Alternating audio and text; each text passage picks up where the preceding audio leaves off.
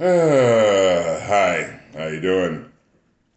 This is Mr. Transformer, aka Magnetic Mind Certified Coach Rhapsody, and I just love it. Well, first of all, thank you for showing up. I appreciate you for checking out the video. I just had something amazing happen, and I just wanted to share it with you. Um, okay, we have this thing in Magnetic Mind called focusing on the end result, and it's about setting up creative tension. You have your end result here, where you're at now, and focusing on the end result keeps the tension here, with bringing you from where you are to where you want to be. Okay, so I had a dream last night, and it's just so awesome to me because this is the first time this has ever happened to me. And just to let you know, it's something that might possibly occur to you at some point, should you choose to become one with the Magnetic Mind community and begin the process of regularly recoding emotions or events from the past that are stopping you from doing what you need to do. Anyway, which reminds me, there will be a link in the description for you to be able to pick up a free one-on-one coaching session with moi, El Cid, Magnetic Mind Certified Coach Rhapsody. So throw yourself in there and go to transformationsrs.com. There are some free sessions already on there, and you get to have a one-on-one session with just you and just me working on whatever your big hairy ball problem is, and getting you some resolution on that, and then possibly talking about working together in the future. Okay, so it's like this. I recently had an end result of having more energy because I felt like I was low energy. And as one of the core orientations, we have 4 core orientations in Magnetic Mind. It's I choose to live the life I love. I choose health and vitality. I choose to be the predominant or the primary creator of my life. And I choose to operate in my true nature and purpose. I choose to live my true nature and purpose. All right, so I do the core 4 orientation every morning. And every morning, I get into the end result emotionally of what it would feel like to have health and vitality. Yet, I still felt myself not operating at a level that I would consider fully healthy and fully vital. As in, like, I walk up and down the stairs. It's good that we live in a house with 2 stories. I walk up and down the stairs, and sometimes when I get to the top of the stairs, I just need to sit down for a minute. But okay, check it out. Back to the dream. All right, so in the dream, I was literally living the life of someone with increased energy. Let me paint a picture for you. I'm running, okay? For those who know me, know after 6 years in the Marine Corps, 6 years as one of Uncle Sam's misguided children, I hate fucking running. I'd sooner shoot somebody in the head than to have to run. But I was running. Not only was I running, love him or hate him. Some people are saying, he's a caveman. And my response is, well, in this society within which we live, we could use a few cavemen. One of them being me. Okay. I'm running with Andrew Tate. Oh, let me finish mapping this out for you. It's crazy. I'm running with Andrew Tate. See where I'm pointing? I'm running with Andrew Tate running behind me. Okay, third spot. I'm running with Andrew Tate behind me in house slippers. That shows you it's a dream, but I didn't catch that at the time. And I just remember thinking to myself, it's like, I wasn't thinking, holy cow, I'm running. I wasn't thinking, holy cow, I'm running with Andrew Tate. I wasn't thinking, holy cow, I'm running in with Andrew Tate and he's behind me, I was thinking, holy cow, I'm running with Andrew Tate behind me in my house slippers. That tells me that, first of all, if I had any kind of hero worship thing going on, that's gone. So it's perfectly fine for me to meet Andrew Tate somewhere, sip a coffee, shoot the shit, whatever. And it's perfectly fine for me to run. To just run because. Not running because I have a pack of dogs chasing me. Not running because somebody called in some kind of false, flaky charge and I've got state militia after my ass. None of that. Just running because I felt like running. And Andrew Tate just happened to be there. He's like, yo, bud, you want to run? He's like, yeah, let's go. Done. So, the next thought after bemoaning that I'm running with Andrew Tate behind me in my house shoes, my prevailing thought was, damn, I wish I didn't have my house shoes on. If I had sneakers on, I'd be smoking this fool.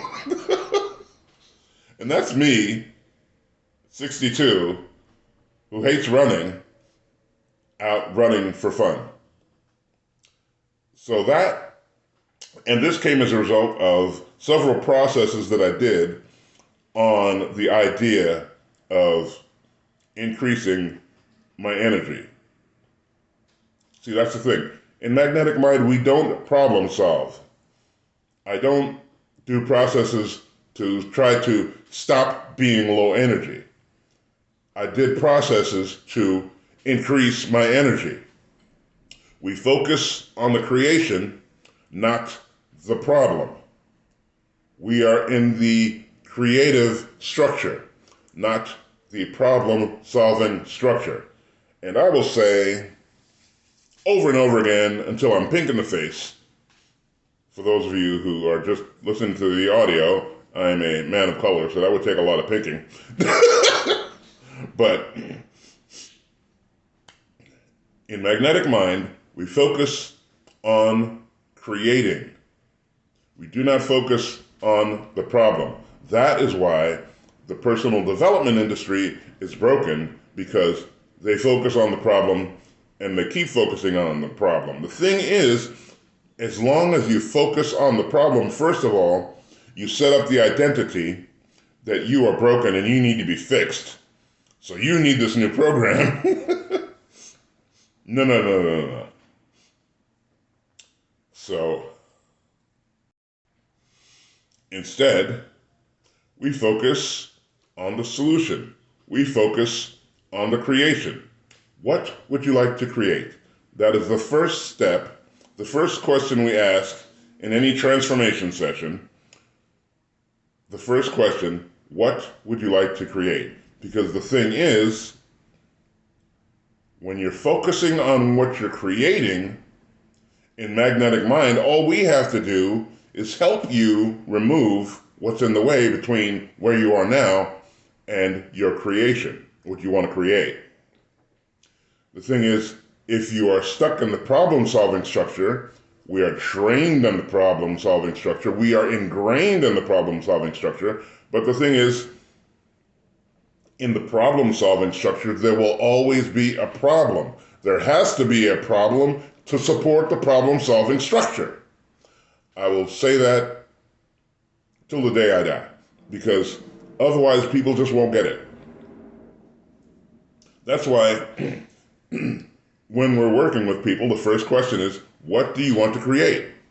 We don't say, what's the problem? Because at the end of what's the problem, we fix the problem, and since we're in the problem-solving structure, another problem will show up to take its place. There is no shortage of problems in life for anyone. Doesn't matter where you are, doesn't matter where you live, doesn't matter how much money you have, doesn't matter how healthy you are. There is no shortage of problems in any given life. That's why we like to focus on the creation. What do you want to create? Okay, the 5 questions, it goes like this. What do you want to create? We get a picture of that. An actual thing, not a process. We don't create a process. A process is something to get us to the end result. So we find out what the end result is. So we say, okay, what would you like to create? Secondly, what would that feel like? The beauty of that is answering the what would that feel like question, how would that make you feel, that gets you to the honest answer of what you want to create. Because generally, what you want to create has a feeling associated with it. That's why we tell people, you say, oh, I got a money problem, or I got bad money beliefs. Well, your focus is in the wrong place. Okay, so let's say you want to create financial abundance. What you need to do is become aware and realize that abundance already exists in your life right now. I just saw a whole bunch of dishes break, so I'm going to give it a few seconds. Let that land for some people. You already have abundance in your life right now. If you live indoors in a fully enclosed structure, you are more abundant than places that it's like the norm for people to not have a roof, or the norm for people not to have a window that they can close, where it's the norm for people not to have a door that they can close. You're abundant there. If you're living in the Western world, chances are great that you have indoor plumbing and you have running water that you could actually drink. In most areas, it might not be the healthiest water, unless you're in Iceland or the Netherlands, where they're just feeding off a glacier, and that's just the best water ever. Get your fill of water and get your Fiji water and be happy. But you have indoor plumbing. You have access to drinkable water, as opposed to, say, somewhere in Africa, where some rich white dude has to show up and save the day by drilling wells so you can have fresh water. Shout out to Mr. Beast. Good job. Good on you.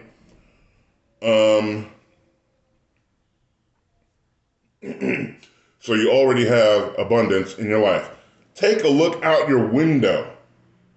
Unless you're like in New York City, somewhere where, they have a tree every, maybe every 5 or 6 blocks. Anywhere else in the country, anywhere else in the world, you can look out your window and see an abundance of trees. You have access to the view of the abundance of the trees. There's an abundance of grass if it's springtime. So you have an abundance of the ability to look at an abundance of grass outside of your house. That's another point of abundance. If you are one of the 7 out of 8 people in most Western countries, you have food in your refrigerator. You have an abundance of food. I can go all day on this, but that's not what I'm trying to do. All right, so we got to the second one. How is that going to make you feel? The third question in the transformation process is, what's it like now? You see, as Chris Duncan often says, the challenge with most people that do the visualization thing and think they're going somewhere and getting something done, they get stuck in steps 1 and 2. What do I want? What does it feel like? What do I want? What does it feel like? It feels great. Nothing happens.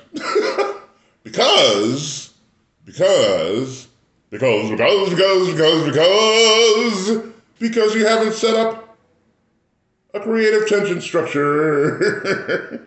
You need to set up the creative tension structure in order for things to change. Otherwise, people just sit there feeling good with no change.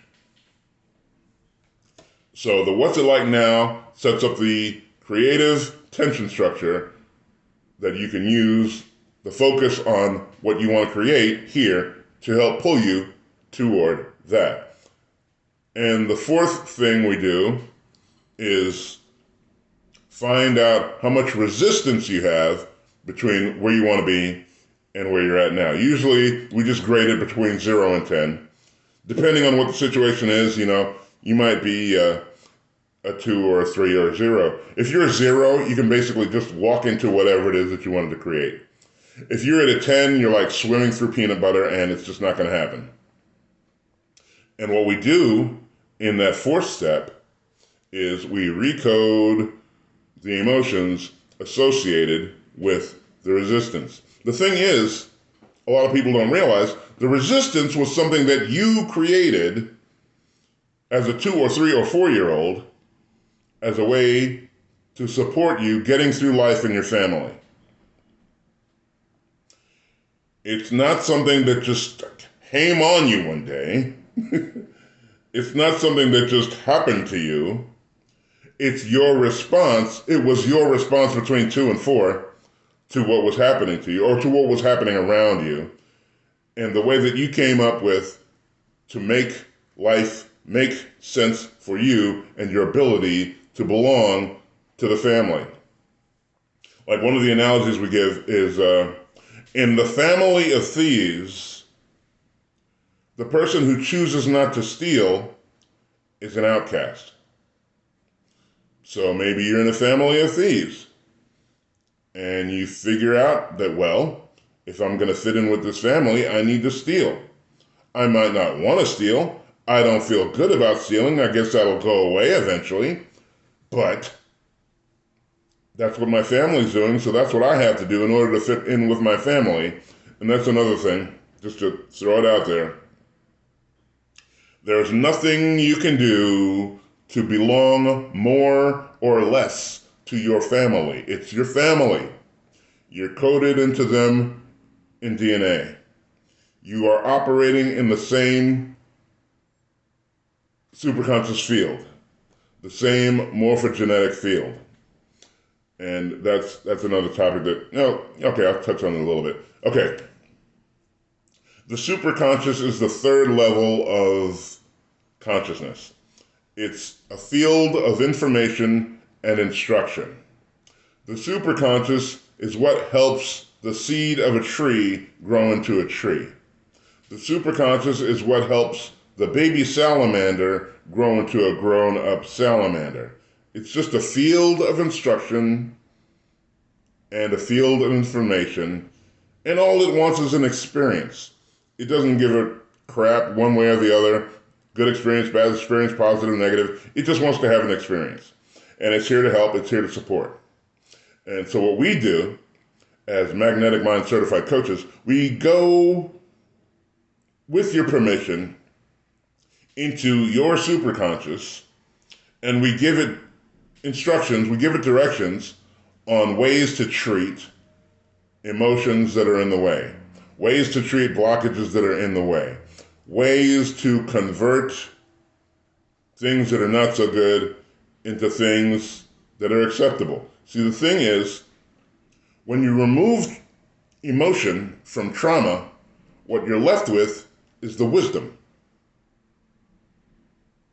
I'll say that again. When you remove emotion from trauma, what you're left with is the wisdom.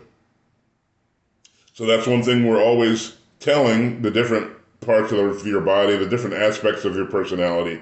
No parts of you die. No aspects of your personality die. All we are doing is removing the emotion and keeping the wisdom.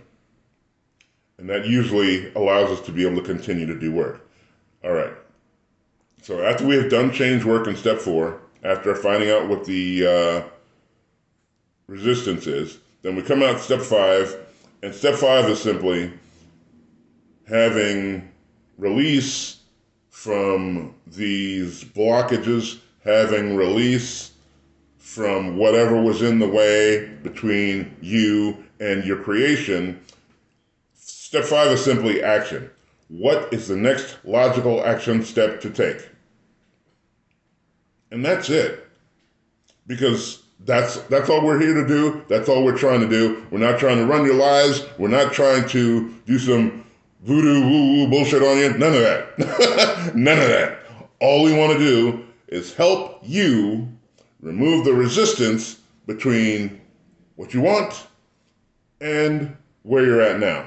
So, be sure to click on that link, find your way to transformationsrust.com, and if you want the free coaching session, if you're looking at it on a desktop or laptop, it's in the top left-hand corner of the page. If you're looking at it on your phone, it's at the very bottom of the screen.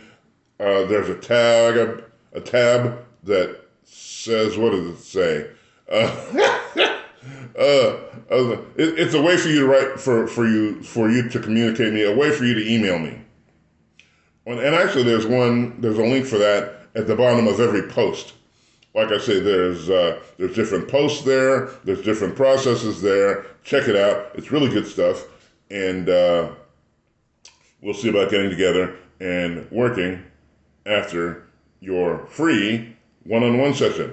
Please understand, one-on-one sessions with me, introductory one-on-one sessions with me are $200. The full package of one-on-one sessions, we run a period of 12 weeks with a session every other week. You have the lenses, goal-setting technology, and you send me a copy of that every week.